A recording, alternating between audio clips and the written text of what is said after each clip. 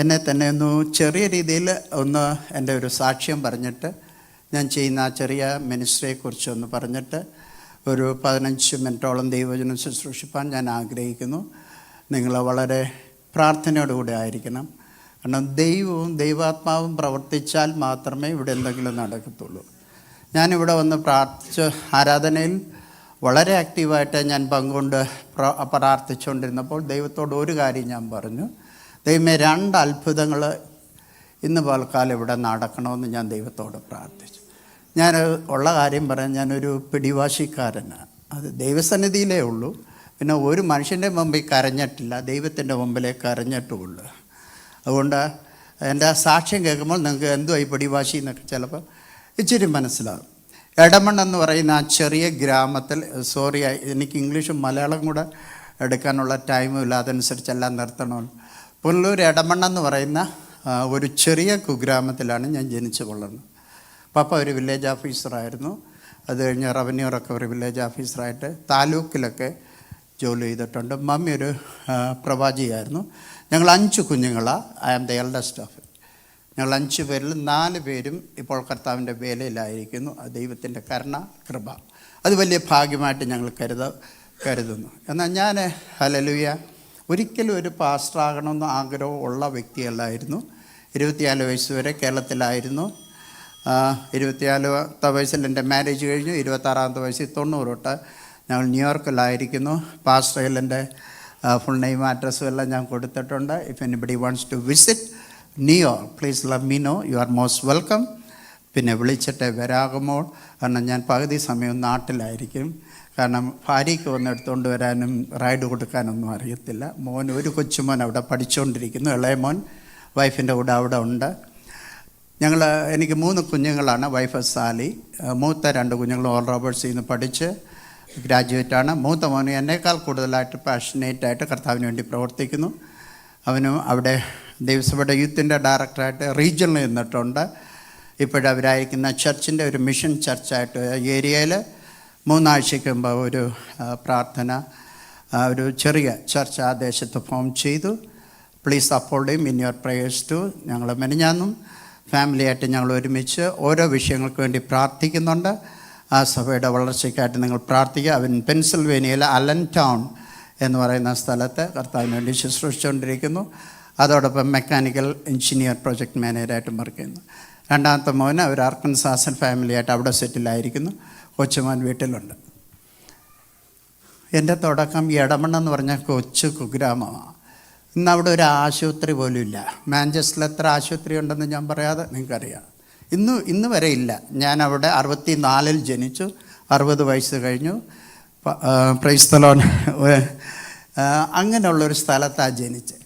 ഞാൻ ഈ വിശ്വാസമൊക്കെ പഠിച്ചത്, ഐ തിങ്ക് ചിൽഡ്രനെല്ലാം മലയാളം മനസ്സിലാവുമല്ലോ. Thank you. എന്തൊരു കൃപ. ഇവിടെയുള്ള പിള്ളേർക്ക് മലയാളം അറിയാമല്ലോ. വളരെ കൊച്ചിലെ തന്നെ വീട്ടിലാണ് വിശ്വാസം എല്ലാം പഠിച്ചത്, വിശ്വാസവും പ്രമാണമൊക്കെ. അപ്പം ഞാൻ പറഞ്ഞല്ലോ, അവിടെ കറണ്ടില്ല. ഞാൻ പുൾപിറ്റ് പ്രീച്ചറൊന്നും അല്ല, അതുകൊണ്ട് അങ്ങ് താഴെ അറിയുന്നത്. നിങ്ങളെയൊക്കെ ഒന്ന് കാണാൻ വേണ്ടി ആദ്യം ഒന്നിച്ചെന്നേ ഉള്ളൂ.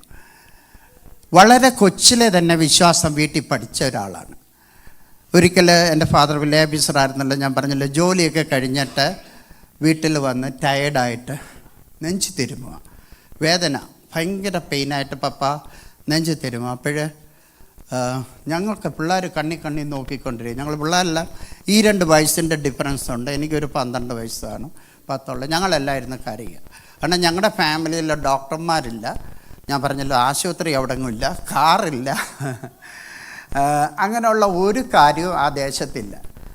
ഞങ്ങൾ ആ ചർച്ചിലൊരു സെക്രട്ടറി ഉണ്ടായിരുന്നു, പറക്കുളത്തെ കുഞ്ഞച്ചാൻ എന്ന് പറഞ്ഞ്. അന്ന് ഫോൺ പോലും ഇല്ല. എന്നൊക്കെ എത്രയൊക്കെ ഫോണുണ്ടെന്ന് എനിക്കറിയാം. ലാൻഡ് ഫോൺ പോലും ഇല്ലാത്ത വീട്ടിൽ, ഞങ്ങളുടെ വീട്ടിൽ അങ്ങനെ ഒരു ഫോൺ പോലും ലാൻഡ് ഫോൺ വാങ്ങിച്ചു വെച്ചിട്ടില്ല.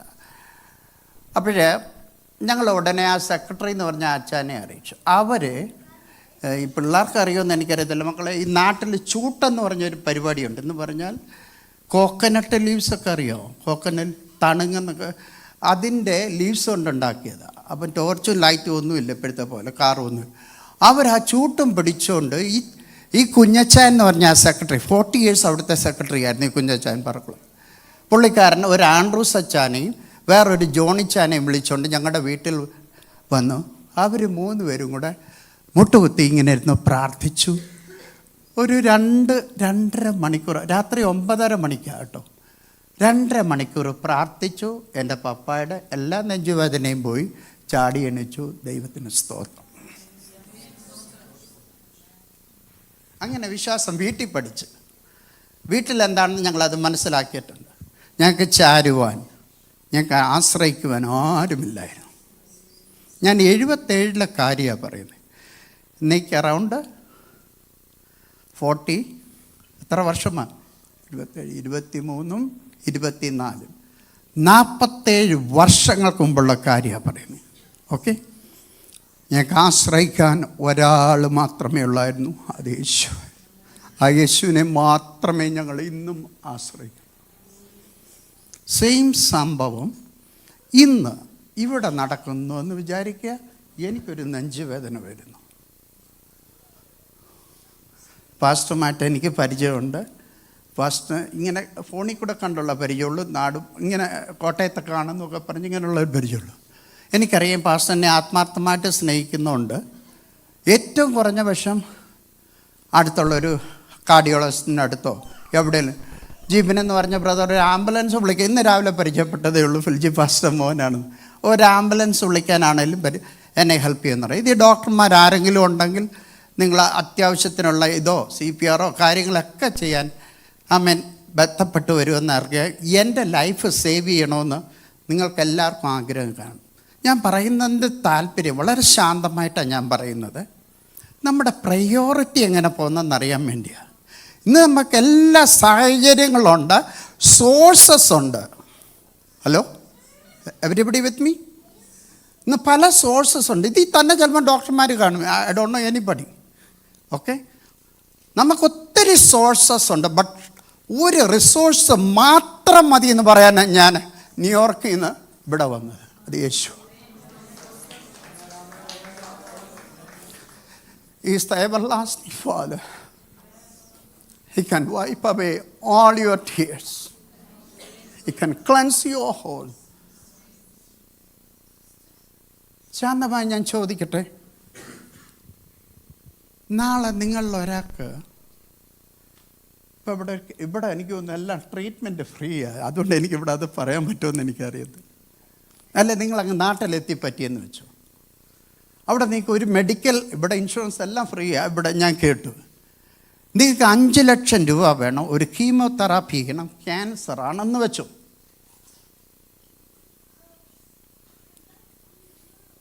നിങ്ങളുടെ കയ്യിൽ പൈസ ഇല്ലെങ്കിൽ ദൈവം ആ അസുഖം നിങ്ങൾക്ക് വരുത്തുമെന്ന് നിങ്ങൾ ചിന്തിക്കുന്നുണ്ടോ? ഇപ്പോൾ ഒരാളുടെ കയ്യിൽ 25 ലക്ഷം ബാങ്കിൽ ഇട്ടുകൊണ്ടിരിക്കുന്ന ഒരാളെ ചിലപ്പോൾ ആ അസുഖം വന്നു കഴിഞ്ഞാൽ വലിയ പ്രശ്നം വരത്തില്ല. അദ്ദേഹം എങ്ങനെയെങ്കിലും മാനേജ് ചെയ്ത് ബാങ്കിലെ പൈസ എടുത്തു പോകും. എന്നാൽ ഒരു പൈസ ചില്ലിക്കാശ് പോലും ബാങ്കിലില്ലാത്ത ഒരാൾക്ക് ഇതുപോലൊരു അസുഖം വരുമോ? വന്നാൽ എന്തോ ചെയ്യും? അങ്ങനെയുള്ള അനുഭവങ്ങൾ കൂടെ ചിലപ്പം ദൈവം നമ്മളെ നടത്തുമ്പോൾ നമ്മൾ മനസ്സിലാക്കുക, ചിലപ്പം നമ്മുടെ കയ്യിൽ 5 ലക്ഷം ഉണ്ടോ ഇല്ലയോ എന്നുള്ളതല്ല വിഷയം, വിടുവിക്കാൻ ഒരു ദൈവമുണ്ട് എന്ന് മനസ്സിലാക്കി ദൈവത്തിൽ ആശ്രയിക്കാനാണ് ഞാൻ നിങ്ങളോട് ഇന്ന് കൃപയെന്ന് പറഞ്ഞ വിഷയത്തെക്കുറിച്ചാണല്ലോ പറഞ്ഞത്. അതിനെക്കുറിച്ചാണ് ഞാൻ അവസാനം പ്രസംഗിക്കുന്നത്. 2 രോഗസൗഖ്യങ്ങൾ കൂടെ കിട്ടിയതും കൂടെ ഞാൻ ഇതിനോടനുബന്ധിച്ച് പറയും. ഒരു 2 മിനിറ്റ് ഇവിടെ UK വന്നതിന് ശേഷം ദൈവത്തിൻ്റെ പ്രവൃത്തി ഞാൻ കണ്ടു. അതിനെക്കുറിച്ചും പറഞ്ഞിട്ട് പെട്ടെന്ന് ഓടിച്ചു പോകാൻ താല്പര്യപ്പെടുന്നു. 2 രോഗസൗഖ്യങ്ങൾ. ഒന്ന് 2000 സംഭവിച്ചു. 12 വയസ്സ് മുതൽ എൻ്റെ ചെവി ഇൻഫെക്റ്റഡ് ആയിട്ട് ചെറിയൊരു സ്മെല്ല് വരുമായിരുന്നു. 2000 അവിടെ US ഞങ്ങൾക്ക് PC NAC എന്ന് പറഞ്ഞൊരു മീറ്റിംഗ് ഉണ്ട്. അതിൽ റോജർ ഹോസ്മ എന്ന് പറയുന്ന മിഷണറി, ഹി മേ ബി അദ്ദേഹം വന്ന് പ്രസംഗിച്ചതിന് ശേഷം നിങ്ങളുടെ ഏതെങ്കിലും വേദന നിങ്ങൾ അനുഭവിക്കുന്നുണ്ടെങ്കിൽ അവിടെ നിങ്ങളുടെ കരങ്ങൾ വെച്ച് ഞാൻ നിങ്ങൾക്ക് വേണ്ടി പ്രാർത്ഥിക്കാമെന്ന് പറഞ്ഞു.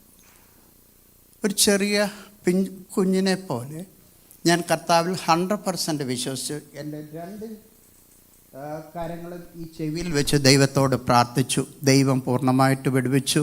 ഇന്ന് വരെ ഒരു ഓഡിയോളജിസ്റ്റിനെ ഞാൻ കണ്ടിട്ടില്ല, ഒരു പൈസ ഡോക്ടറിന് കൊടുത്തിട്ടില്ല. ഞങ്ങളുടെ അവിടെയൊക്കെ ഡോക്ടറിന് പേയ്മെൻറ്റ് കോപ്പയിൻമെൻറ്റും കൊടുക്കണം, പിന്നെ മരുന്നും വാങ്ങിക്കണം, പിന്നെ ട്രീറ്റ്മെൻറ്റിനൊക്കെ എക്സ്ട്രാ പൈസ വാങ്ങിക്കണം. ദൈവം വിടുവിച്ചാലുണ്ടല്ലോ ദൈവമക്കളെ, അത് പൂർണ്ണമായിരിക്കും, അത് പരിപൂർണ്ണമായി. പാർഷ്യൽ ഡെലിവറി എന്ന് പറയുന്നത് ദൈവത്തിൻ്റെ ഡിക്ഷണറിയിലില്ല. So you have to experience that divine healing. Hallelujah. That divine touch from the lord today. Amen. എനിക്കറിയാം 2 പേര് ഇതിൽ സൗഖ്യം പ്രാപിക്കുമെന്ന്. ഇന്നത്തെ പാൽക്കാലം 2 പേര്. എനിക്ക് അതിൽ കൂടുതൽ ആൾക്കാർ വേണമെങ്കിൽ നിങ്ങൾക്ക് ആ വിശ്വാസം വരണം. ആ വിശ്വാസത്തിന് വേണ്ടി എൻ്റെ അനുഭവം ഞാൻ നിങ്ങൾ വേണ്ടി ഷെയർ ചെയ്യുന്നത്. എനിക്ക് ലിമിറ്റേഷൻസ് ഉണ്ട്, പേഴ്സണൽ ലിമിറ്റേഷൻസ് ഉണ്ട്. എന്നാൽ ഇവിടെ വന്നിട്ടുള്ള ദൈവത്തിന് ഒരു ലിമിറ്റേഷനുമില്ല. അവൻ്റെ മുഖത്തേക്ക് മാത്രം നോക്കിയാൽ മതി. ഹല്ലേലൂയ. ആഗ്രഹമുണ്ടെങ്കിലും പാടുന്നില്ല. നീ മാത്രം മതി, നീ ശബദനകൾ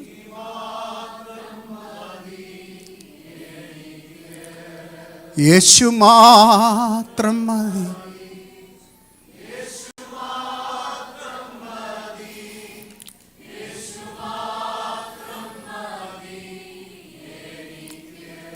രണ്ടാമത് എനിക്ക് കർത്താവ് അത്ഭുതകരമായി സൗഖ്യം തന്നു. അതും പറയാതെ പോകാതിരിക്കത്തില്ല. കോവിഡ് സംഭവം എല്ലാം US-ലും അഫക്റ്റഡ് ആണല്ലോ, ഇവിടെ അഫക്റ്റഡ് ആണല്ലോ.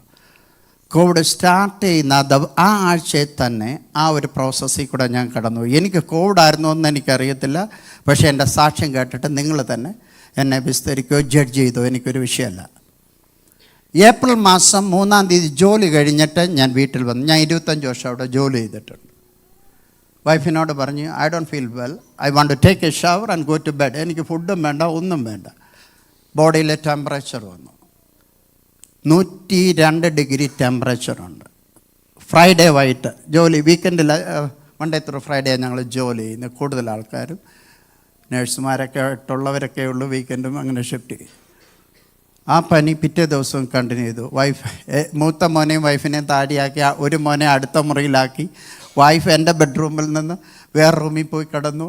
വേണ്ട എല്ലാ കാര്യങ്ങളും ചെയ്തു. 2 ദിവസം ഞങ്ങളെ ഇഞ്ചിയും മഞ്ഞളും ചൂട് വെള്ളം ഉണ്ടല്ലോ ഇതെല്ലാം കൂടിയിട്ട് വെള്ളം കുടിപ്പിച്ചു 2 ദിവസം. കാരണം ഇതൊക്കെ അസുഖമൊന്നും പിടിപെടാതിരിക്കാൻ വേണ്ടി. നിങ്ങൾക്കറിയാമല്ലോ, നിങ്ങളെല്ലാം ചിലപ്പോൾ ആ പ്രോസസ്സിൽ കൂടെ പോയവരായിരിക്കും.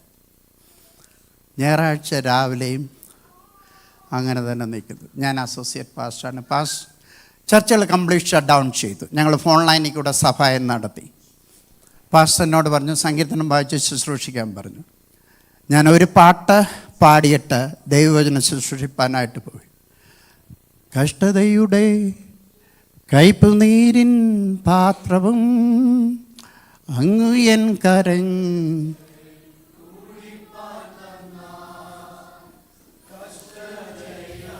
ശബദല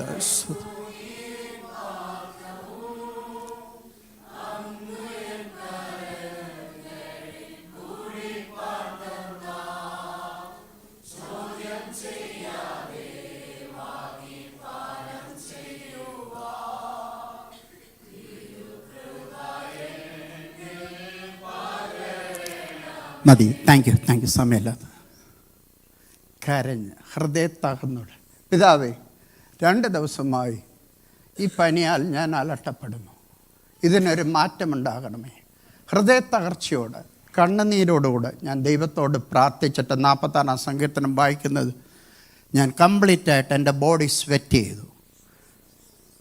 102 ഡിഗ്രി പനി ഉണ്ടായിരുന്ന എൻ്റെ പനി 98 ഡിഗ്രി പനിയായിട്ട് മാറി. അതിനുശേഷം ഈ അസുഖം എന്നെ ഇന്ന് വരെ പിടിച്ചിട്ടില്ല. അസുഖമാണെന്നോ എന്തുവാണെന്നോ എനിക്കറിയത്തില്ല. ടെമ്പറേച്ചർ ഉണ്ടായിരുന്നു. കാരണം പിള്ളേർക്ക് പിന്നെ പോയി ടെസ്റ്റ് ചെയ്തപ്പം അവർക്കിത് കോവിഡാണെന്നൊക്കെ മനസ്സിലായി. മേ ബി കോവിഡായിരിക്കും, ഐ ഡോണ്ട് നോ. എനിവേ അതിനുശേഷം എന്നെ പിടിച്ചിട്ട് ഞാൻ പറഞ്ഞു കണ്ണുനീരിന് ശക്തിയുണ്ടെന്ന് പറയാനും കൂടെ ഇവിടെ ഞാൻ വന്നു. ഹല്ലേലൂയ. വെള്ളത്തിന് ശക്തിയുണ്ടോ? ആരും കണ്ടിട്ടില്ലെങ്കിലും 8-10 വർഷത്തിന് മുമ്പ് നമ്മളത് മനസ്സിലാക്കിയതാണ്. സുനാമി എന്ന് പറഞ്ഞൊരു സംഭവം വന്നപ്പോൾ അതിൻ്റെ ശക്തി അവൻ മനസ്സിലാക്കിയതാണ്. വഴിയെ തോടിൽ കൂടെ ഒലിച്ചു പോകുന്ന, ചാൽ കൂടെ ഒലിച്ചു പോകുന്ന വെള്ളത്തിന് ശക്തിയുണ്ടെന്ന് ഡാമിൽ അത് കെട്ടി നിർത്തിയപ്പോൾ, praise the lord, electric energy, heat energy, light energy, mechanical energy ആയിട്ട് അത് പുറത്ത് കൊണ്ടുവരാമെന്ന് ഇയ്യോബിൻ്റെ പുസ്തകത്തിൽ എഴുതി വച്ചിട്ടുണ്ട്. ഹല്ലേലൂയ. അടച്ചു നിർത്തി ഗുപ്തമായത് പുറത്ത് കൊണ്ടുവരുന്നുവെന്ന്. Praise the lord, praise the lord. വെള്ളത്തിന് ശക്തി ഉണ്ടെങ്കിൽ കണ്ണുനീരിന് ശക്തിയുണ്ടോ? ഉണ്ടോ? പറഞ്ഞേ. It is a chemical, it has power more than that. ആ അനുഭവങ്ങൾ കൂടെ എല്ലാം ഞങ്ങൾ കടന്നു പോയിട്ടുണ്ട്. ഞാൻ എൻ്റെ സാക്ഷ്യം അവിടെ കൊണ്ട് ഷോർട്ട് ചെയ്യാണ്. അനുഭവങ്ങൾ ഇതുപോലെ ഒത്തിരിയാണ്. ഇവിടെ വന്നു, ഇവിടുത്തെ ഇപ്പം പിടിച്ചതും എന്തെങ്കിലും ഉണ്ടോ എന്നൊക്കെ ചോദിക്കുന്ന ആൾക്കാരല്ലേ. ഞാൻ മിനിസ്ട്രി ഇപ്പോഴ് 4 വർഷമായിട്ടുള്ളൂ ചെയ്യാൻ തുടങ്ങിയത്. എൻ്റെ ഞങ്ങൾ 6 പേരുണ്ടായിരുന്നു. അതിൽ 3 മാസമായപ്പോഴേ ഒരു കുഞ്ഞങ്ങ് മരിച്ചുപോയി. എനിക്ക് അത് കഴിഞ്ഞിട്ട് when I was pregnant in my mom's womb, mom dedicated me for Lord's ministry. കാരണം ആദ്യത്തെ കുഞ്ഞ് നല്ലൊരു കുട്ടിയായിരുന്നു, അത് മരിച്ചുപോയി. ഇനി ദൈവം ഏത് കുട്ടിയെ തന്നാലും അതിനെ കർത്താവിൻ്റെ വേലയ്ക്ക് കൊടുക്കുമെന്ന് പറഞ്ഞു. അങ്ങനെ കർത്താവിൻ്റെ വേലയ്ക്ക് വേണ്ടി മമ്മി കൊച്ചിലെ ഗർഭത്തിലെ എന്നെ പ്രതിഷ്ഠിച്ചു. ഞാൻ 16 വയസ്സായപ്പോൾ കർത്താവിൻ്റെ വേലയ്ക്കായിട്ട് ഒരു convention TV George pastor message കൊടുത്തുകൊണ്ടിരുന്നപ്പോൾ ഞാൻ പ്രതിഷ്ഠിച്ചു. എൻ്റെ കർത്താവിൻ്റെ വേലയിൽ എന്നെ വളർത്തിക്കൊണ്ടുവന്ന 2 പ്രസ്ഥാനങ്ങളാണ്. ഒന്ന്, ഞാൻ ഏറ്റവും കൂടുതൽ ഇഷ്ടപ്പെടുന്ന സൺഡേ സ്കൂളും, 2 യൂത്ത് മീറ്റിംഗ് YP എന്ന് പറയും, ചർച്ച് ഓഫ് ഗോഡ്. അതും കൂടെ 2 മിനിറ്റ് കൊണ്ട് ഞാൻ പറഞ്ഞു തരട്ടെ. സൺഡേ സ്കൂളിൽ ഞങ്ങൾ 5ാം ക്ലാസ് വരെ പഴയ സ്റ്റോറീസൊക്കെയാണ് പഠിപ്പിക്കുന്നത്. 11 ഗ്രേഡുണ്ട് അന്നത്തെ കാലത്ത്. 6ാം ക്ലാസ് തൊട്ട് മത്തായി എഴുതിയ സുവിശേഷം പഠിപ്പിക്കാൻ തുടങ്ങി. 7ാം ക്ലാസ് ഈ അപ്പോസ്തല പ്രവൃത്തി, 8 റോമൻസ്, പിന്നെ ലേഖനങ്ങളെക്കുറിച്ചുള്ള പഠനം, ഏറ്റവും ലാസ്റ്റിൽ നമ്മുടെ വിശ്വാസ പ്രമാണങ്ങൾ. ആ രീതിയിലായിരുന്നു അന്ന് പഠിച്ചത്. അവൾ ഈ മത്തായി എഴുതിയ സുവിശേഷം മത്തായി പഠിക്കുമ്പോൾ തന്നെ ഞാൻ മർക്കോസും ലൂക്കോസും യോഹന്നാനും യേശുക്രിസ്തുവിനെക്കുറിച്ച് മത്തായി എഴുതി വെച്ച് എന്തെങ്കിലും എഴുതിയിട്ടുണ്ടോയെന്ന് വെച്ച് കമ്പാരിറ്റീവ് സ്റ്റഡി ചെയ്ത് അങ്ങനെ ബൈബിൾ സ്വന്തമായിട്ടായിരുന്നു ഞാൻ പഠിച്ചത്. അല്ലാതെ ഒരു ബൈബിൾ സ്കൂളിലും ഞാൻ പോയി പഠിച്ചിട്ടില്ല. ദൈവവചനം കേട്ട് ദൈവദാസന്മാരിൽ കൂടെ അങ്ങനെ കേട്ടിട്ടുള്ള അറിവ് മാത്രമേ. പക്ഷെങ്കിൽ എനിക്ക് ദൈവവചനത്തോടൊരു വലിയ ആക്രാന്തം ഉണ്ടായിരുന്നു, ഡിസയർ ഉണ്ടായിരുന്നു. I want to learn the Bible. എന്നെ ഇവിടെ നിന്ന് നിർത്തിയത് ദൈവവചനമാണ്. എന്നെ മാനിക്കുന്നവനെ ഞാൻ മാനിക്കുന്ന ദൈവത്തിൻ്റെ കൽപ്പന, വാഗ്ദത്തം, അത് ഞാൻ മാനിച്ചു. 6ാം ക്ലാസ് പഠിക്കാൻ തുടങ്ങിയപ്പോൾ ഒരാഴ്ചയിൽ 6 മെമ്മറി വേഴ്സൊക്കെയാണ് തരുന്നത്. എത്ര മെമ്മറി വേഴ്സ് എന്ന് പറഞ്ഞു സൺഡേ സ്കൂളിൽ? 1 ഉണ്ടായിരുന്നോ 2 ഉണ്ടായിരുന്നോ വാക്യം? കമാൻ, സൺഡേ സ്കൂൾ ടീച്ചേഴ്സ് ഒന്ന് കൈ ഉയർത്തിയേ പ്ലീസ്, പ്ലീസ്. ഒന്ന് ദയവ് ചെയ്തൊന്ന് ഉയർത്ത്. കൈയല്ലേ, നിങ്ങൾ നല്ലൊരു കാര്യമില്ലേ ഇന്ന്? 4, 4, 7, 3, 10, 15 പേരുണ്ട്. You are doing A great ministry. അവർക്ക് ഒരു കൈയടി കൊടുക്കാം ആരെങ്കിലും. സൺഡേ സ്കൂളിൽ വെച്ചാൽ ഞാൻ എൻ്റെ യേശുവിനെ രക്ഷിതാവായി സ്വീകരിക്കും. 5ാം ക്ലാസ്സിൽ വെച്ച് അധ്യാപകൻ എന്നോട് ചോദിച്ചപ്പോൾ പൂർണ്ണമായി കർത്താവിന് വേണ്ടി നിക്കോദമസിൻ്റെ ചരിത്രം എന്നെ പഠിപ്പിച്ചപ്പോൾ എനിക്കൊരു സ്വർഗരാജ്യത്തിൽ പോകണം, കർത്താവിന് വേണ്ടി സാക്ഷിയായിട്ട് നിൽക്കണമെന്ന് വെച്ച് അങ്ങനെ ഞാൻ സമർപ്പിച്ചു. 77 സ്നാനപ്പെട്ടു. 3 പേര് ചർച്ചായിട്ട് 7 ദിവസം ഉപവാസ പ്രാർത്ഥനയ്ക്ക് ഇരുന്നു. ഞങ്ങൾ ഒരു ഉപവാസ പ്രാർത്ഥന നടന്ന് 10-25 പേരുണ്ടായിരുന്നു. ഇടയ്ക്ക് ഞാൻ ആദ്യമായിട്ട് ഉപവാസം ഇരിക്കുന്നത്. ഇടയ്ക്ക് വെച്ച് ആൾക്കാർ ഫെയ്ത്തോമി കാപ്പിയൊക്കെ അടിക്കാൻ പോയി. ഞാൻ വളരെ വേദനയോടിരിക്കുക, രാവിലെ തൊട്ട് ഉപവാസം ഇരിക്കുക. സംഭവം ഞാൻ വിശ്വസിച്ചായിരുന്നത് ഇങ്ങനെ ഒന്നും ഉണ്ടെന്നും ഇത് കിട്ടുമെന്നും, നല്ല ദൈവത്തിൻ്റെ മക്കളാണ് അവർക്ക് കിട്ടുമെന്നുള്ള വിശ്വാസത്തോടിരുന്നു. ദൈവത്തോട് പ്രാർത്ഥിച്ചു. എല്ലാവരും എനിക്ക് ഭയങ്കര വിഷമമായി ഇപ്പോൾ പരിശുദ്ധാത്മാവ് കിട്ടിയില്ലെന്ന്. 2 പേരും കൂടെ ഈ ബ്രേക്ക് ടൈമിൽ ഇവരെല്ലാം കാപ്പി കുടിക്കുന്ന സമയത്ത് ഞങ്ങളെല്ലാം കൂടെ അവിടെ 3 എൻ്റെ കൂടെ 2 സഹോദരന്മാർ, ഒരു PK മാത്യു എന്ന് പറഞ്ഞ എൻ്റെ ഒരു കസിന്, A.Y. ജേക്കബ് എന്ന് പറഞ്ഞൊരു പാസ്റ്റർ, ഞങ്ങൾ 3 പേരും കൂടെ അവിടെ കുത്തിയിരുന്ന് പ്രാർത്ഥിച്ചു. പക്ഷേ പ്രാർത്ഥിച്ചപ്പോൾ ഇങ്ങനെ ഒരു തീരുമാനമെടുത്തു, കർത്താവേ ഈ മുട്ടയെന്ന് എഴുന്നേക്കത്തില്ല പരിശുദ്ധാത്മാവിനെ പ്രാപിക്കാതെന്ന്. ദൈവം നിറച്ചു. ചുരുക്കി പറയട്ടെ, ഒരു പിടിവാശിക്കാരനായിരുന്നു കൊച്ചിലെ. അങ്ങനെയൊക്കെ പിടിവാശി ഉള്ളവരുണ്ടോ ഇവിടെ ദൈവസന്നിധി? പോട്ടെ, ഓടിപ്പോകട്ടെ. ഈ വാക്യങ്ങൾ ഇങ്ങനെ സൺഡേ സ്കൂളിൽ പഠിക്കാൻ തുടങ്ങി. അടുത്ത ക്യാമ്പ് 76 വെച്ചൂച്ചറ എന്ന് പറഞ്ഞ് ആദ്യമായിട്ട് YP ക്യാമ്പിന് പോവുക. അവിടെ ചെന്നപ്പോൾ 3 പേർക്ക് 300 വാക്യം പറഞ്ഞിട്ട് അങ്ങ് ഇരുന്നു. ഞാൻ മത്സരത്തിനൊന്നും ഇല്ലായിരുന്നു. അത് കഴിഞ്ഞിട്ട് പിറ്റേ വർഷം കലഞ്ഞൂര അവിടെ ഒരു 250 വാക്യം ഞാൻ പഠിച്ചിട്ട് പോയി. അറൗണ്ട് എത്ര വാക്യം അറിയാം ടോട്ടൽ? ഞാൻ 6th ഗ്രേഡിൽ പഠിക്കുക. 6th ഗ്രേഡിൽ എന്നിട്ട് ഞാൻ പഠിച്ചതെല്ലാം കുറച്ച് പേരെല്ലാം അങ്ങ് ബാക്കി അവർ പറഞ്ഞു. അത് പിന്നെ ഞങ്ങൾക്ക് റിപ്പീറ്റ് ചെയ്യാനൊക്കത്തില്ല, എഴുതുമല്ല മക്കളെ, ഓറലി പറയണം, മനസ്സിലായി? ഇവിടെയൊക്കെ ഇപ്പോൾ റൈറ്റിംഗ് ആയിരിക്കും.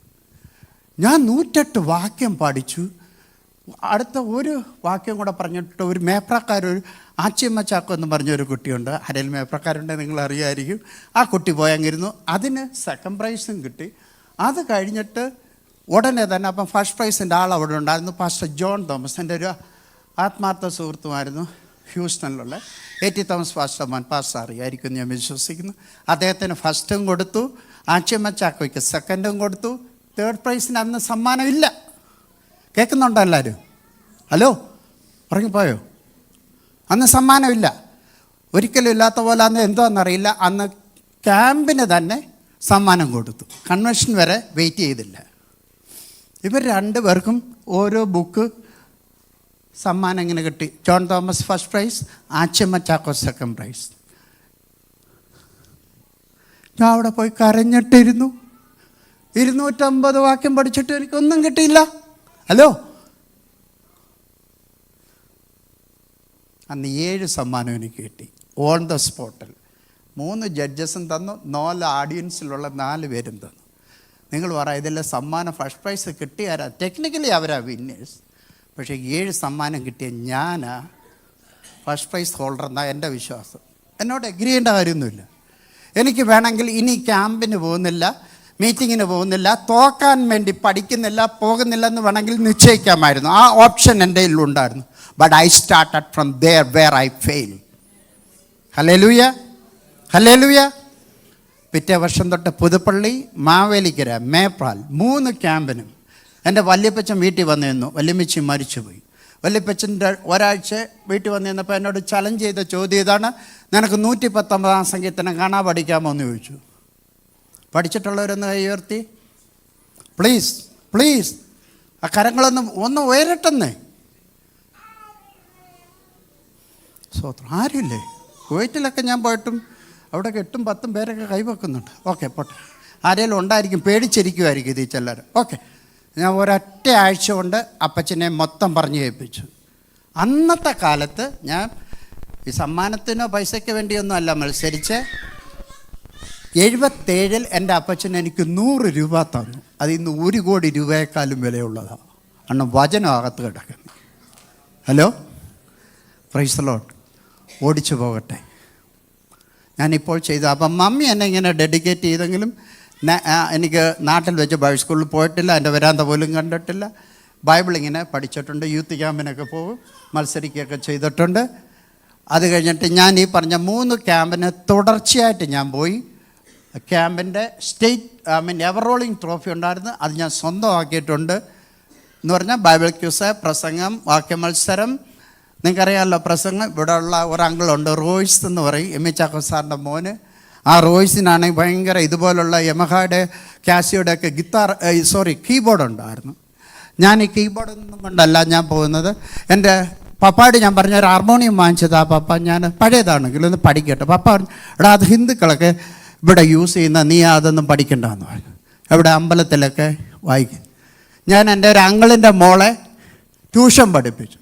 അങ്കിൾ എന്നോട് പറഞ്ഞു, ഒരിക്കൽ വിളിച്ചവൻ പറഞ്ഞു, ഞാൻ നാട്ടിലോട്ട് വരിക, ഉണ്ട് മോനെ, ഞാൻ നാട്ടിലോട്ട് വരിക, നിനക്കെന്താ വേണമെന്ന് ചോദിച്ചു രാജൻ അങ്കിള്. ഞാൻ പറഞ്ഞു, അങ്കിളെ എനിക്കൊരു മൗത്ത് ഓർഗൻ വേണമെന്ന് പറഞ്ഞു. അതുപോലെ ദാവീദിനൊരു കിന്നരമല്ലേ ദൈവം കൊടുത്തുള്ളൂ. ഞാൻ ആ മൗത്ത് ഓർഗൻ കൊണ്ട് ഈ വലിയ ഓർഗനും ഗിത്താറും വയലിനൊക്കെ കൊണ്ടുവരുന്നവരെ ഞാൻ തോൽപ്പിച്ചതെന്ന് എൻ്റെ കയ്യിലുള്ള ഈ മൗത്ത് ഓർഗൻ കൊണ്ടും ഒരു ചെറിയ ഈ ഒറ്റ കൈ കൊണ്ട് ഒരു ഡ്രമ്മും അടിക്കുമായിരുന്നു, കാലയിൽ ഒരു ചിഞ്ചിലും വെക്കുമായിരുന്നു.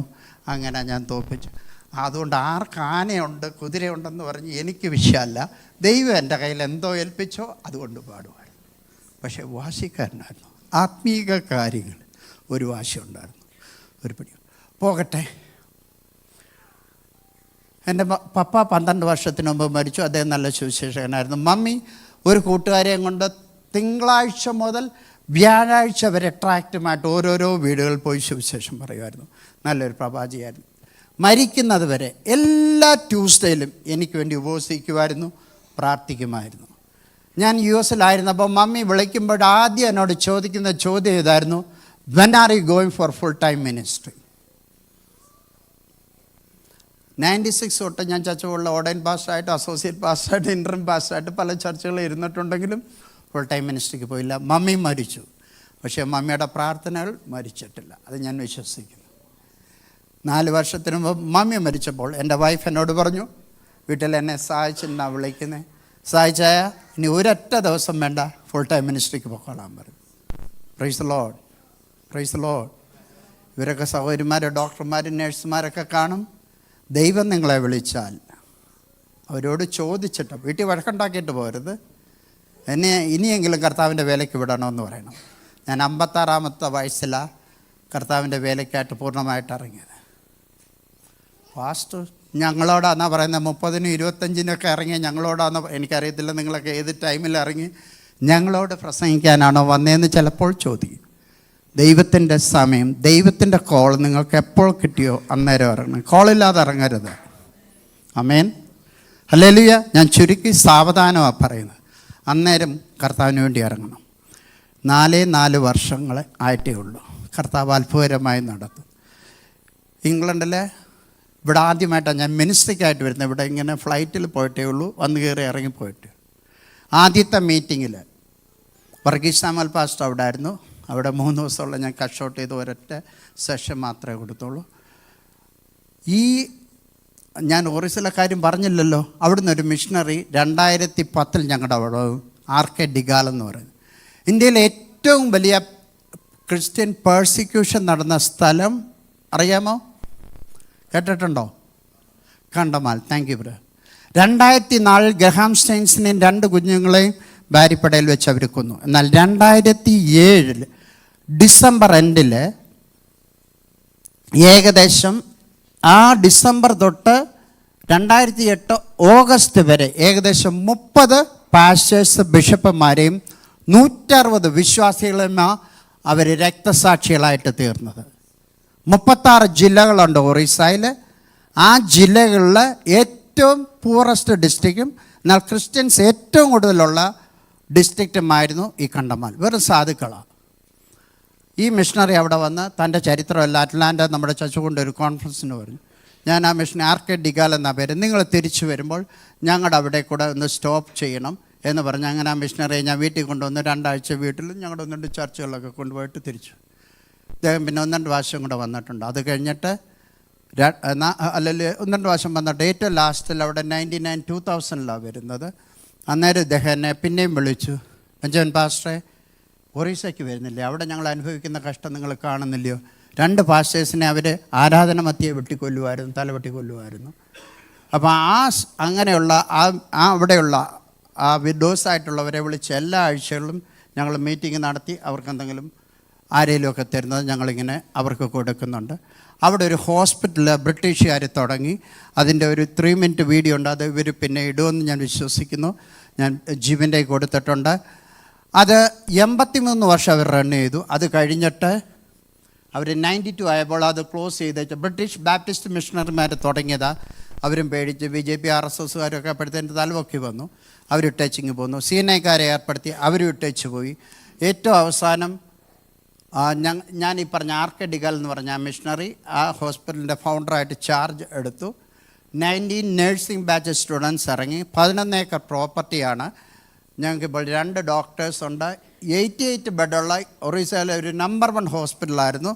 ഈവൻ വെള്ളം കൊടുത്ത് കുടിച്ച് സൗഖ്യമായിട്ടുള്ള ആൾക്കാരുണ്ട്. ബാപ്റ്റിസ്റ്റുകാരെ അന്ന് അവിടെ ആയിരുന്നെങ്കിൽ അത്രയ്ക്ക് വിശ്വാസത്തിൻ്റെ ആഴങ്ങൾ പോയിട്ടുള്ള ഒരു ഹോസ്പിറ്റലായിരുന്നു അത്. ഈ കണ്ടമാലിലെ MMC Moorshead memorial hospital. Anybody visited Orissa? Anybody from Orissa?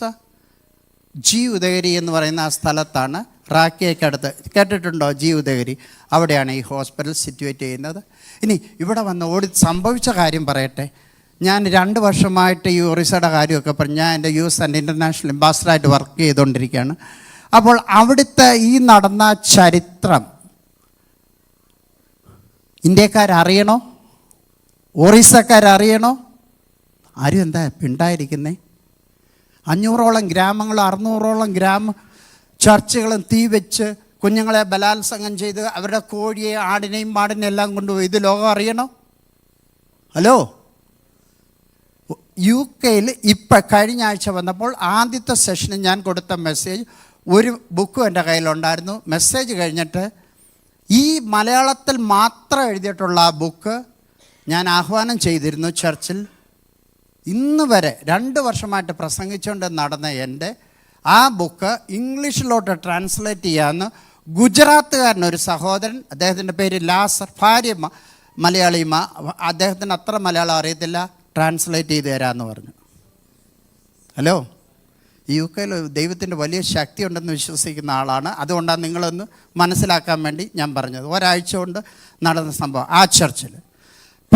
അന്ന് വൈകിട്ട് ഓക്സ്ഫോർഡ് ചർച്ച് അവിടെ മീറ്റിങ്ങിന് പോയായിരുന്നു. അവർ പിറ്റേ മാസത്തെ എല്ലാ ടൈത്തും ഒറിസെല്ലർ പ്രവർത്തനത്തിന് തരാമെന്ന് ആ സിബി പാസ്റ്റർ, ചർച്ച് ബോർഡിലാണെന്ന് എൻ്റെ ഓർമ്മ, അവർ തരാമെന്ന് പറഞ്ഞു, സിബി മാത്യു പാസ്റ്റർ. പിറ്റേ സൺഡേയിൽ കഴിഞ്ഞ ആഴ്ച ബാത്ത് ഒരു IPC ചർച്ചിലാണ് പോയത്. മീറ്റിംഗ് എല്ലാം കഴിഞ്ഞ് വീട്ടിൽ ചെന്ന് ആഹാരം കഴിച്ചുകൊണ്ടിരുന്നപ്പം ഒരു സിസ്റ്റർ കസിൻ പറഞ്ഞു, ഇത് ഹിന്ദിയിലേക്ക് ഞാൻ ട്രാൻസ്ലേറ്റ് ചെയ്ത് തരാമെന്ന് പറഞ്ഞു. Hello, price the Lord. ഇന്നലെ രാവിലെ ഒരു ചെറിയ മീറ്റിങ്ങിനായിരുന്നു ജോഷുവ ജോൺ ഭാഷ ചർച്ചിൽ. അവിടെ ഇരുന്ന് ആ സിസ്റ്റർ എന്നോട് പറഞ്ഞു, ഇത് ഒറീസയിലോട്ട് ഞാൻ ട്രാൻസ്ലേറ്റ് ചെയ്ത് തരാമെന്ന് പറഞ്ഞു. ഞാൻ ആ ബുക്കിൻ്റെ ഒരു കോപ്പി മാഞ്ചസ്റ്ററിൽ ഇവിടെ ലാസ്റ്റിൽ ഇവിടെ കൊണ്ടുവന്ന് ഈ പാസ്റ്റർ ഏൽപ്പിച്ചിട്ട് പോകാനാണ് ഞാൻ ഇരുന്നത്. എൻ്റെ കയ്യിൽ 2 ബുക്കുണ്ടായിരുന്നു, 2 കൊടുത്തു, തീർന്നു. സിബി ശ്യാമൽ എന്ന് പറഞ്ഞാൽ പാസ്റ്റർ കംപ്ലീറ്റ് കോപ്പി എടുത്തിട്ടുണ്ട്. അത് നിങ്ങൾക്ക് ഒരു പക്ഷെങ്കിൽ ഒരിക്കലെങ്കിലും കിട്ടുമെന്ന് ഞാൻ വിശ്വസിക്കുന്നു. ഇല്ലെങ്കിൽ എങ്ങനെങ്കിലും ഞാൻ ഇവിടെ എത്തിക്കാം, ഞാൻ പരിശ്രമിക്കാം. നിങ്ങൾ അറിയാതെ പോകരുത്. മെസ്സേജിലേക്ക് 10 മിനിറ്റ് ഉണ്ട്. എല്ലാവരും റെഡിയാണോ? 2 തിമോത്തിയോസ് 2:1. എൻ്റെ മകനെ ക്രിസ്തു യേശുവിലുള്ള കൃപയാൽ ശക്തിപ്പെടുക. എല്ലാവർക്കും അറിയാവുന്നൊരു വാക്യമാണ്. Praise the lord, praise the lord. കൃപയെക്കുറിച്ച് ദൈവം നമ്മോട് കൃപ ചെയ്ത് നമ്മെ അനുഗ്രഹിക്കുമാറാട്ടെ. നമ്മൾ ആദ്യം കേട്ട വാക്യമായത് ദൈവത്തിൻ്റെ കൃപയെക്കുറിച്ചാണ് ഞാൻ പറയുന്നത്. എല്ലാവരും ഇവിടെ ശ്രദ്ധിക്കുന്നുണ്ടോ? നമ്മളെ കൃപ ലഭിച്ചവരാണോ? ഹലോ, ആദ്യത്തെ യുഗം ഒരു ചെറിയ ക്ലാസ് പോലെ ഞാൻ എടുക്കുന്നത്. നിഷ്പാപയുഗം എന്നാണ് ഞങ്ങൾ ദൈവദാസന്മാർ പഠിപ്പിക്കുന്നത്. ദൂതന്മാർ പാപം ചെയ്യുന്നതിന് മുമ്പുണ്ടായിരുന്ന ആ യുഗം എന്തുവാ? ഒരൊറ്റ ദൂതനെ പാപം അന്ന് ചെയ്ത ഒരു ലീഡറിൻ്റെ കൂടെ എപ്പോഴും ആൾക്കാരും കാണും. പെട്ടെന്ന് ഓടിച്ചു പോവുക ലൂസിഫർ. അദ്ദേഹത്തിന് ഒരൊറ്റ പാപം, ഏതാ? നിഗളം. ഞാൻ ദൈവത്തോട് സമനാകും, അത്യുന്നതിന് മേൽ വലിയ സാമ്രാജ്യം ഉണ്ടാകുമെന്നൊക്കെ പറഞ്ഞ ആ മനുഷ്യന് ദൈവം ഒരൊറ്റ വിട്ടുകൊടുത്ത് താഴെ പോയി. ആ ദൂതൻ എവിടാന്നറിയാം ആർക്കല്ല ഇപ്പോൾ? Hello, price the Lord. എന്താ ആരും ഒന്നും പറയാതിരിക്കുന്നു? പക്ഷേ ഇവിടെ ആരും പറഞ്ഞുകൂടാന്ന് എന്തെങ്കിലും പറഞ്ഞിട്ടുണ്ടോ പ്രസംഗം? ഞാൻ കൂടുതലും ടീച്ചിങ് മെത്തേഡില്ല. ആ ലൂസിഫർ എന്ന് പറഞ്ഞ ആ ദൂതൻ എവിടാന്നറിയാം? ദൂതൻ്റെ ശക്തി എന്തുവാണെന്നറിയോ? ഞാൻ ബൈബിളിൽ പഠിച്ചിട്ടുണ്ട്. ഒരിക്കൽ അസ്രിയൻ ക്യാമ്പിൽ ഒരു ദൂതൻ വന്ന് 1,85,000 പേരെ കൊന്നെന്ന്. ഒരൊറ്റ ദൂതൻ്റെ ശക്തിയാണ്. അപ്പം നമ്മൾക്ക് ചുറ്റും പാളയം ഇറങ്ങി ദൈവം നമ്മളെ വിടുവിക്കുന്നെന്നാണ് പറയുന്നത് ദൂതന്മാർ 34-ാം സങ്കീർത്തനത്തിലല്ലേ? അത് നിങ്ങൾ വിശ്വസിക്കുന്നുണ്ടോ?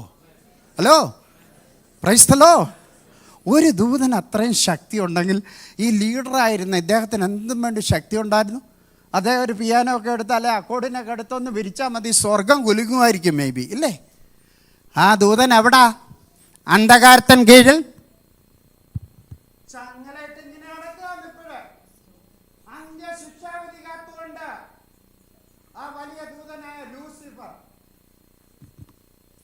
ദൈവം കൃപ കാണിച്ചില്ല. വലിയവനായ ദൈവം താഴെ ഭൂമിയിലേക്ക് വന്ന് കുനിഞ്ഞ് മണ്ണുകൊണ്ട് കുഴച്ച് തൻ്റെ സ്വരൂപത്തിലും സാദൃശ്യത്തിലും കുറച്ച് ദൂതന്മാർ പോയി, എനിക്ക് കുറച്ച് മക്കളെ, ദൈവ മക്കളെങ്കിലും ലോകത്തിൽ വേണമെന്ന് പറഞ്ഞ് നമ്മെ സൃഷ്ടിക്കുവാൻ വേണ്ടി പാടുപെട്ട് താഴേക്ക് വന്ന ആ ദൈവം ആദ്യത്തെ മനുഷ്യനെയും ആദ്യത്തെ സ്ത്രീയെയും ഈ ലോകത്തിന് പ്രദാനം ചെയ്തു. നമുക്ക് ദൈവത്തോടു കൂടെ നടക്കാനും പ്രാർത്ഥനയ്ക്ക് പോകാനും ഒക്കെ സമയം നമുക്ക് കിട്ടത്തില്ല. പക്ഷെ എല്ലാ ദിവസവും വെയിലാറുമ്പോൾ ആ ദൈവം വന്ന് ഇവരുടെ കൂടെ നടക്കുമായിരുന്നു. Hello, 7 days. നമ്മൾ സൺഡേ അല്ലേ ട്യൂസ്ഡേ അല്ല സാറ്റർഡേ 2 ദിവസം കൂടി വന്ന് അല്ലേ 3 ദിവസം കൊണ്ട് നമ്മുടെ പ്രാർത്ഥന നിൽക്കും. എല്ലാ ദിവസവും ആ വലിയവനായ ദൈവം ഇറങ്ങി വന്ന് ആദാമേ ഹവ്വായേ എങ്ങനെയുണ്ട് ജീവിതം, കഴിച്ചോ എന്തേലും, കുടിച്ചോ എന്തേലും ചോദിക്കുമായിരുന്നു. ആ ദൈവത്തെയാണ് നാം സേവിക്കുന്നത്. Hallelujah, hallelujah. ആ ദൈവത്തെയാണ് നാം സേവിക്കുന്നത്, മറന്നുപോകരുത്. ആ സ്വന്തം ഇമേജിൽ എൻ്റെ അതേ രൂപത്തിൽ ഒരു മോനെ എനിക്ക് കിട്ടിയ എനിക്ക് എന്തൊരു സന്തോഷം അല്ലേ. എനിക്കൊരു മോനുണ്ടായി. ഈ അച്ഛന് ഈ ഇരിക്കുന്ന അച്ഛൻ്റെ മോൻ്റെ പരുവത്തിൽ ഇരുന്നാൽ എനിക്കെന്തോ സന്തോഷം ഉണ്ടാകാനാ അല്ലേ. നമ്മുടെ അതേ രൂപത്തിലുണ്ട് ഒരു മോനോ മോളോ ഒക്കെ ഉണ്ടായാൽ നമുക്ക് വലിയ സന്തോഷം അല്ലേ. അല്ലേ? എന്താ എല്ലാവരും ഒന്നും മിണ്ടായിരിക്കുന്നേ? അവൻ അപ്പനെ അല്ല അമ്മയെ പോലെ പറിച്ചു വച്ചിരിക്കാന്ന് പറയത്തില്ലേ കുഞ്ഞുങ്ങളെ അല്ലേ. ഒരു സന്തോഷം. അങ്ങനെ ദൈവത്തിൻ്റെ സ്വരൂപത്തിലും സാദൃശ്യത്തിലും തേജസ്സിലും സൃഷ്ടിച്ച ആ മനുഷ്യനോട് ദൈവം ദയ കാണിച്ചോ, കൃപ കാണിച്ചോ? എല്ലാവരും ഒന്ന് മറുപടി പറഞ്ഞേ. അവരൊത്തിരി പാപമൊന്നും ചെയ്തില്ല, ഒരൊറ്റ പാപമേ ചെയ്തുള്ളൂ. ഹല്ലേലൂയ. പിടിച്ച് വെളിയിൽ പുറത്താക്കി അവിടെ ദൂതന്മാരെ നിർത്തി. ഞാൻ വായിച്ചിരിക്കുന്നത് ഹല്ലേലൂയ വാളുമായിട്ട് നിർത്തി. ഇനി മേലെ ഏദൻ തോട്ടത്തിലേക്ക് കയറരുത്. ഹലോ. അത് കഴിഞ്ഞിട്ട് ദൈവം പ്രസംഗിച്ചു. Age of innocence, age of conscience, ദൈവിക മാനുഷിക ഭരണയുഗം, ഏജ് ഓഫ് ഹ്യൂമൻ ഗവൺ. നോഹയുടെ കാലം. നോഹ വിദേശി 950 വർഷം ജീവിച്ചിരുന്ന ആളാണ്. 600 വയസ്സായപ്പോൾ ജലപ്രളയമുണ്ടായതാണ്. ഈ ഉദ്ദേശി 600 വയസ്സാകുന്നതിന് മുമ്പ് എൻ്റെ വിശ്വാസം, നിങ്ങൾ വിശ്വസിച്ചാലും വിശ്വസിച്ചില്ലെങ്കിലും എനിക്ക് പ്രശ്നമില്ല, ഒരു 500 വയസ്സ് തൊട്ട് കേൾക്കുന്നുണ്ടോ എല്ലാവരും? ശ്രദ്ധിക്കും, ഞാൻ നിർത്തുക. 5 മിനിറ്റ്. 500 വയസ്സ് തൊട്ട് 600 വയസ്സ് വരെ കുറഞ്ഞതൊരു 100 വർഷമെങ്കിലും പ്രസംഗിച്ച് കാണും. ജലപ്രളയം വരാൻ പോകുന്നേ, എല്ലാവരും മാനസാന്തരപ്പെട്ട്, അല്ലല്ല മാനസാന്തരപ്പെടാൻ നിങ്ങളെല്ലാവരും നശിച്ചു പോകുമെന്ന് പറഞ്ഞ് നോഹ ഉപദേശി പ്രസംഗിച്ചു. എത്ര പേരെ കിട്ടി? ഹലോ. ഭാര്യയും കിട്ടി, 3 ആമ്പിള്ളേരുണ്ടായിരുന്നു, അവരുടെ ഭാര്യമാരെയും കിട്ടി. എല്ലാം കൂടെ എത്ര പേരെ കിട്ടി? 8 പേര്. പ്രസംഗം നിർത്തിയോ? ദൈവത്തിന് എന്താ തെറ്റുപറ്റിയെന്ന് പറഞ്ഞ് പ്രസംഗം നിർത്തിയോ? ഹല്ലേലൂയ. പെട്ടകം ഉണ്ടാക്കി രക്ഷ പ്രാപിച്ചു. 8 പേരൊഴികെ സകല അമ്മാച്ചന്മാരെയും അമ്മായിമാരെയും മായിമാരെയും എല്ലാവരും ഈ ലോകത്തിൽ നോഹയ്ക്കുണ്ടായിരുന്ന എല്ലാവരും പാട്ടുപെട്ടുപോയി. കേൾക്കുന്നുണ്ടോ? 8 പേരെ രക്ഷ പ്രാപിച്ചുള്ളൂ. അടുത്ത വാഗ്ദത്ത യുഗം, ഏജ് ഓഫ് പ്രോമിസ്.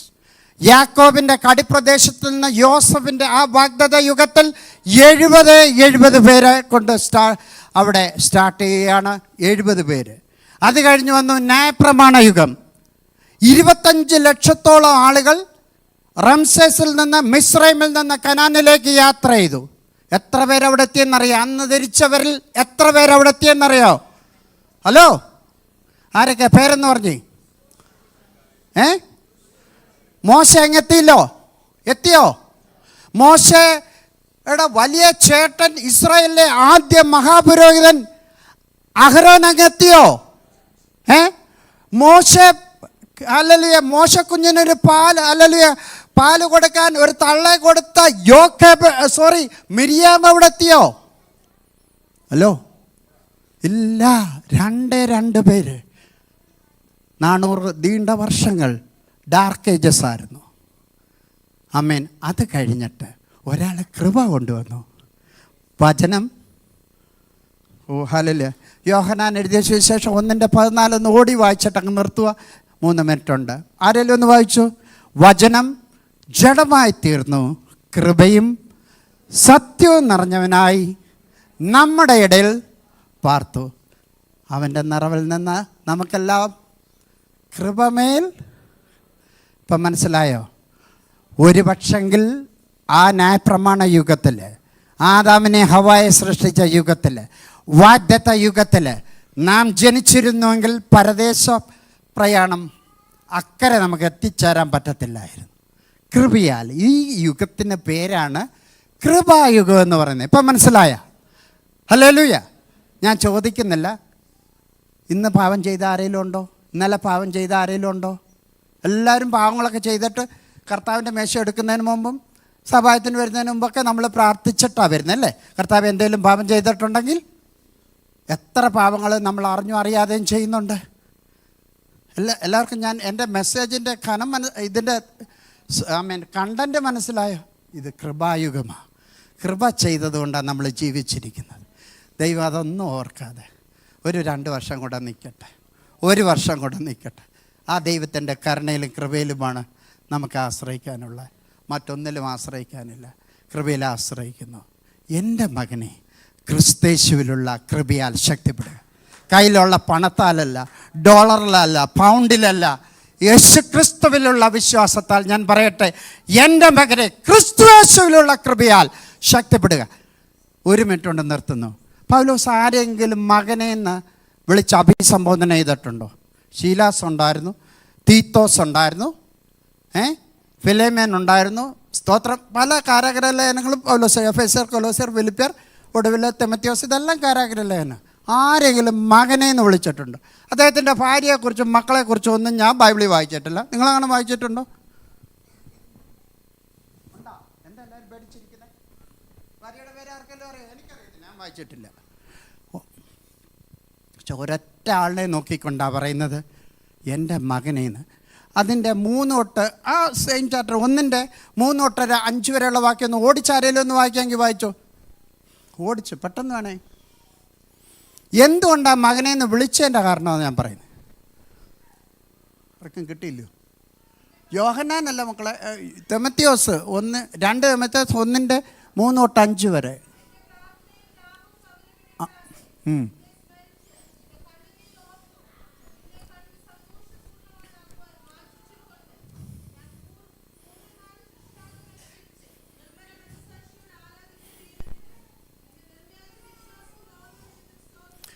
ഹല്ലേലൂയ. നിർത്തുന്നു.